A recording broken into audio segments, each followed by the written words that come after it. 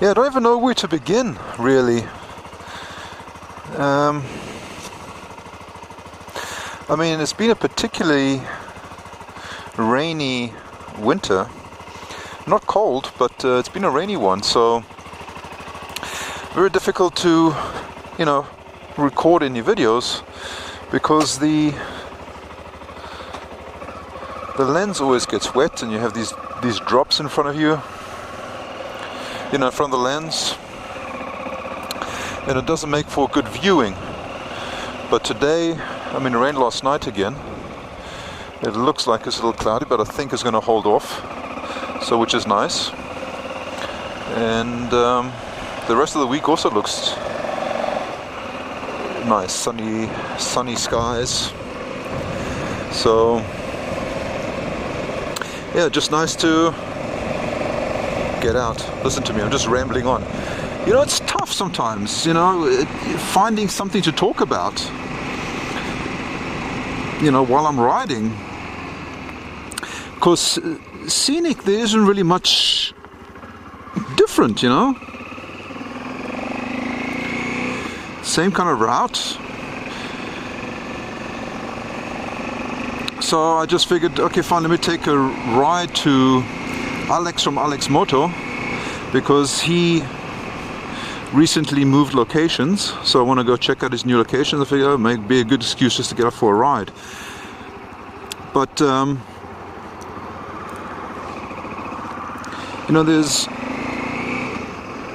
there's one guy in England, Royal Jordanian,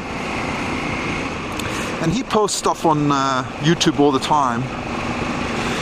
But the guy doesn't talk much, it's just he's quiet.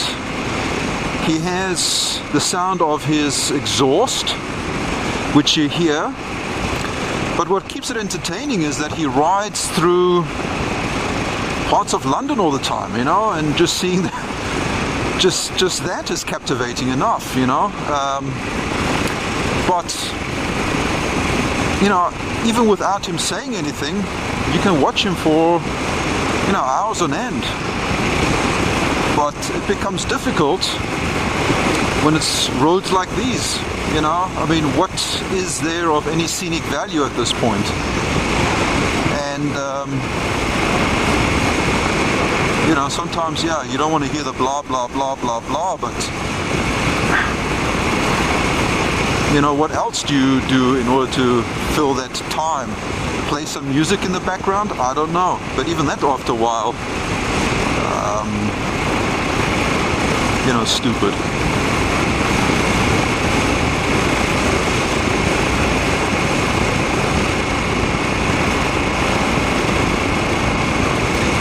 And for me to be riding around Seattle or on our highways is uneventful, because seeing me being stuck behind traffic and not moving, what's so exciting about that? At least over in Europe, lane sharing is legal, and it's what keeps it exciting, He's able to, I'm referring to this guy now, Royal Jordanian, he's able to ride through, share the lane, keep things interesting. Here, stuck behind traffic, can't do anything, move at a snail's pace, I think I'll take a video one of these days of what it's like to be stuck in traffic on a motorcycle. You're trying to keep your motorcycle balanced while riding 2 miles per hour.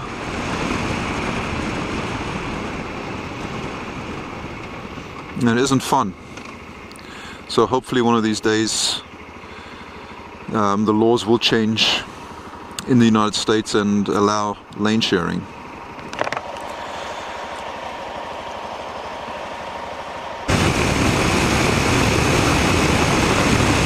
Oh, I have to slow down here. They're very strict when it comes to this section. Apparently somebody told me it's a bunch of women traffic officers here, and they apparently are very strict according to the locals.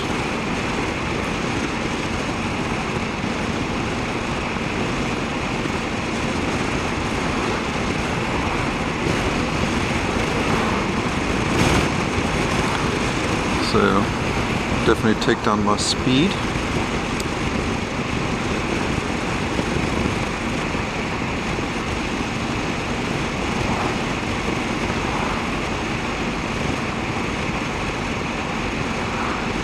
There you go, somebody was going over the speed limit. Let me see, is it a woman? No, it actually happens to be a guy. So it isn't just the women.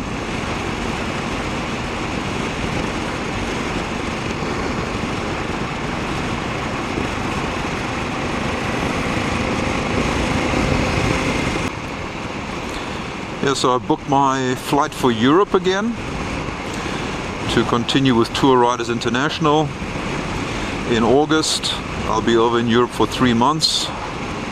The only thing that pissed me off was how much the flights are from Seattle over into Europe. You know, and on the East Coast they remain the same, but over here the prices really increased substantially. I mean, 2 years ago, when I flew out of Seattle, this is return ticket, was $1,200 and change. That was 2 years ago.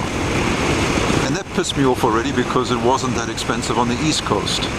East Coast, roughly $800 and change. A year ago, price for the same flights went up to $1,500 and change. And then this year when I checked, it was $1,800 and change. So $600 increase over 2 years. And I checked to see what the flights were flying out from the East Coast, and they remained unchanged, $800 and change. So $1,000 difference.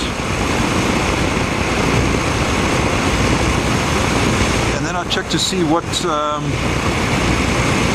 a domestic flight from Seattle to the East Coast would cost me, and it was $380. So that's what I'm doing. I'm actually flying domestic first to the East Coast, and then take an international flight over to Europe, because by me doing that, I'm saving $600.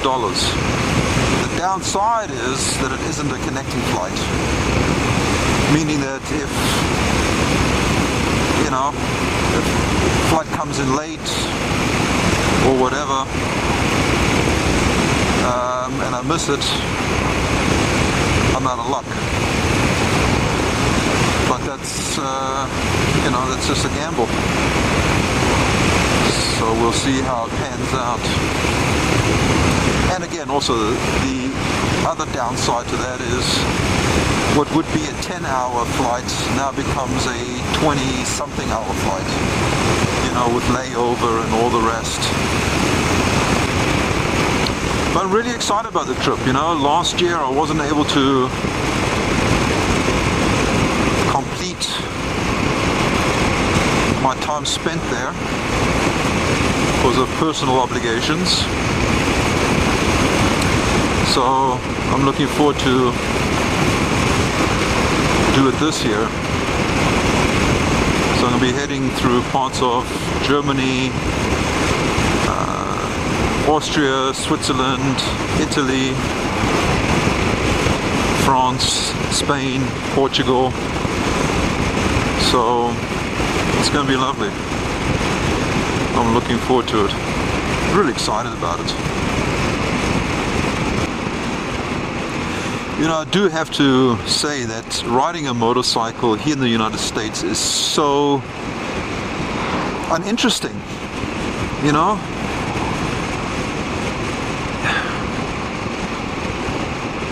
in Europe it's just that much more exciting. You know, you can share the lane, you can get by, you can do things.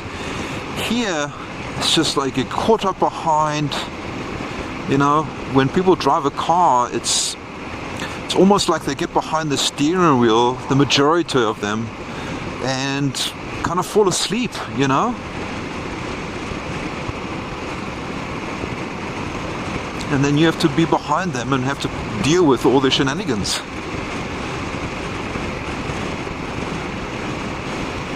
And then you have these closed lines all the time. Everywhere you are, it's all these double closed lines. You can't overtake, you can't go by. I mean, you can, but it's not really legal. You know?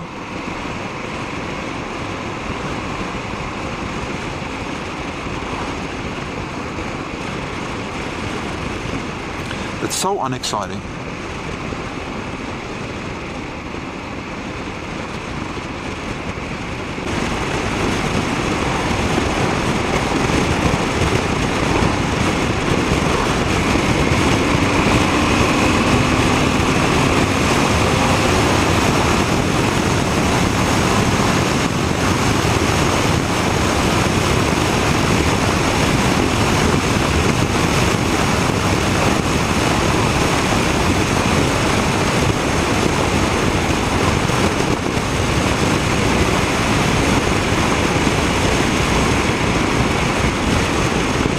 Whenever I see an open line where the double no longer exists, I mean, even though it's for a few seconds, I take advantage of it, you know, just to get past at least one vehicle.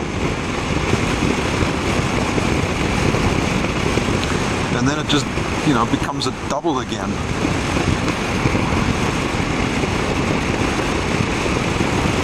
And then you have a second or two where you can, where there's an open, you know, where the double opens, so you can overtake. I don't know how to say it any better. What do you call it? The overtaking lane, or I don't know. No. Whatever. I think you know what I'm talking about.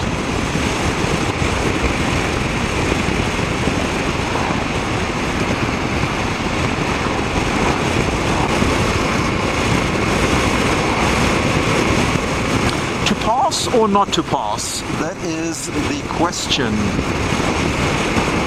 I'm sure as soon as I hit the gas and want to pass his new location, is it this one?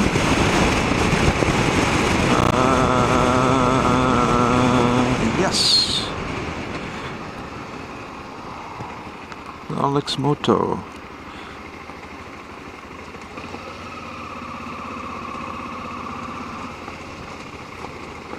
Is he even open?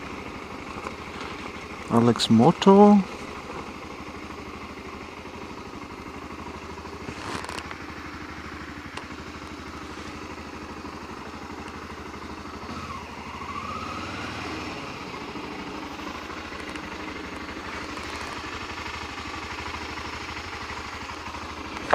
No, it's locked. Let me just see. Let me just park here for a second. Check the other door because he has a sign there. So let me see if that door maybe is the one. Let's see. But here's Alex Moto here. Oh, maybe it's... Oh, I guess it's this thing over here. Yeah. So this is his door. But he's not here.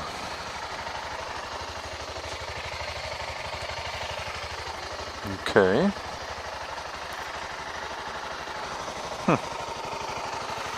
What time is it? 10:16, so...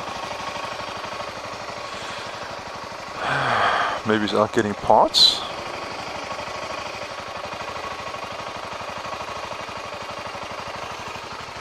Let me knock.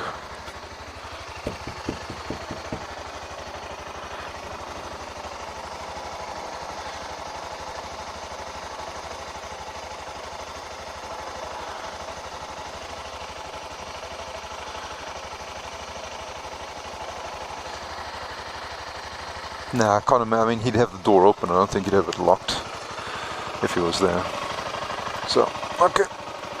Oh, that's his new location. It's a shame that he wasn't there. Unless he still works over his old... No, but he moved all the machinery. I think he moved all his equipment over here as well. Okay, whatever.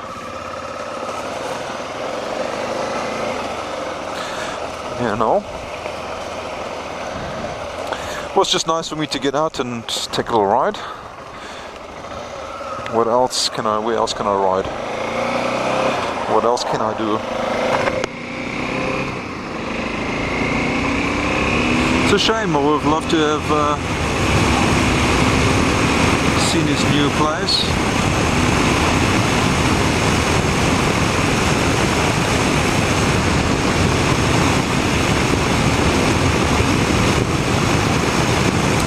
Maybe next time.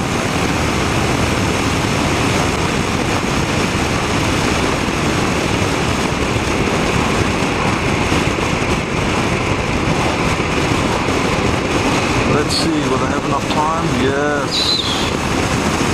There we go. Thank you.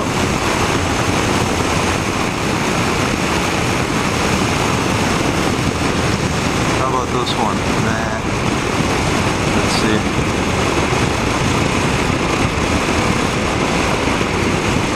Couples up up front there already. I just want to give this baby a good run.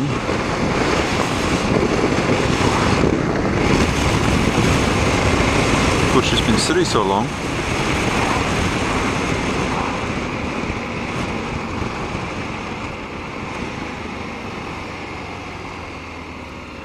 But it's so different when you have the power, you know, what I can do in the 1200 and the 650 with the power band. Really is so different, but I do have to, oh my goodness, I really feel it here with the bearings on the steering. Kind of already settles in right there. Oh, they're not happy, the doggy's not happy. Yeah, I can see. Very upset, very upset.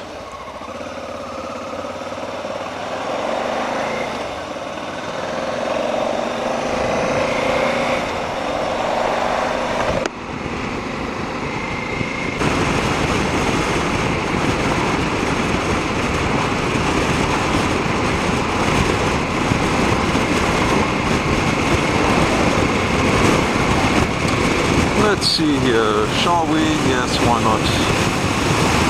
How many? 1, 2 and 3 cars. There we go. Last one I couldn't get. Slow down. You know, I think it's 50 miles per hour speed here, and these guys are driving at 40. I don't understand it.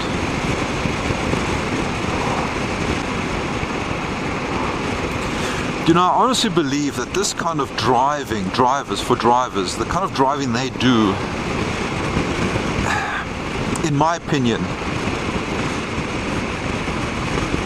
isn't good. And the reason being is when you're driving and you're kind of just sitting there and coasting along, you don't take in account of everything that's happening around you. You know, that it doesn't make you want to look into your rearview mirrors, you know, look ahead, be aware of your surroundings, because you kind of just plonk down and look ahead and coast along, you know. And I you know, this slow speed crap isn't good. You know, because they just kind of coast along, they eat their sandwich, they text, they talk on the phone, and, you know, they're doing everything else but driving.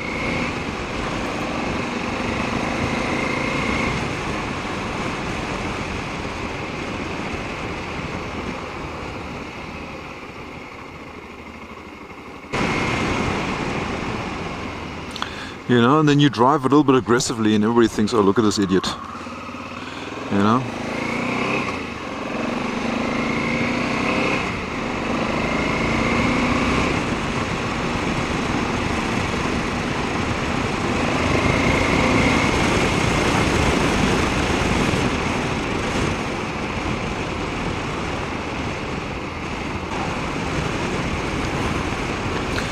the kind of aggressiveness that I'm talking about on riding is not a dangerous aggressive, it's just an awareness of what's around and riding, you know, checking your rear view, making sure what's ahead of you, checking what's around you, you know, as you're riding, not becoming complacent because you're just coasting along and all you do is just look forward. And I don't know, it's just, it's one of my pet peeves.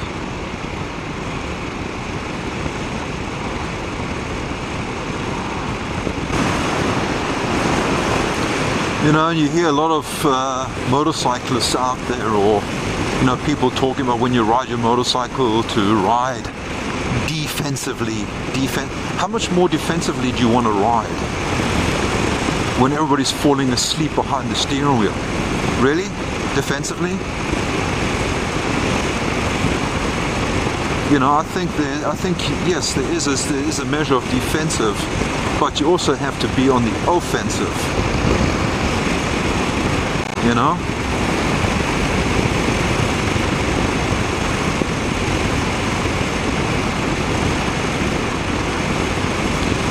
There has to be an offensive strategy to your riding as well. You can't just be defensive.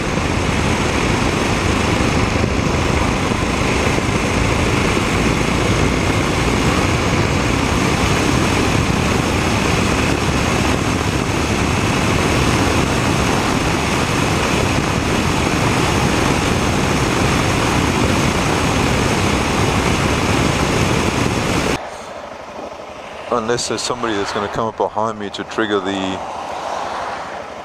magnetic sensors, I'm not going to be able to make a left turn. Now, I guarantee you,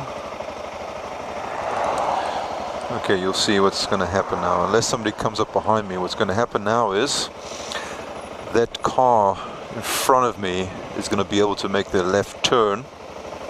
I am not going to be able to make my left turn. Watch. I'll be surprised. There's nobody behind me, and I'm going to be surprised. See? There you go. See? Didn't register.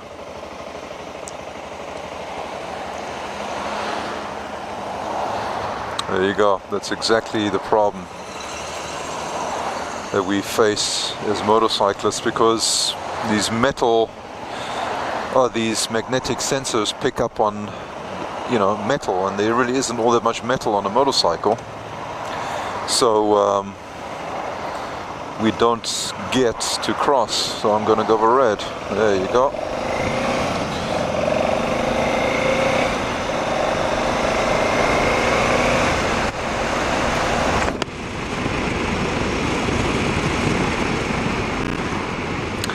And the law is such that if the sensors don't work for us, that we can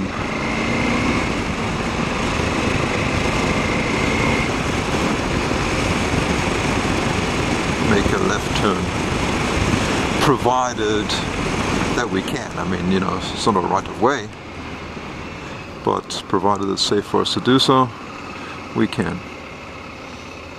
Wow, this really feels weird with the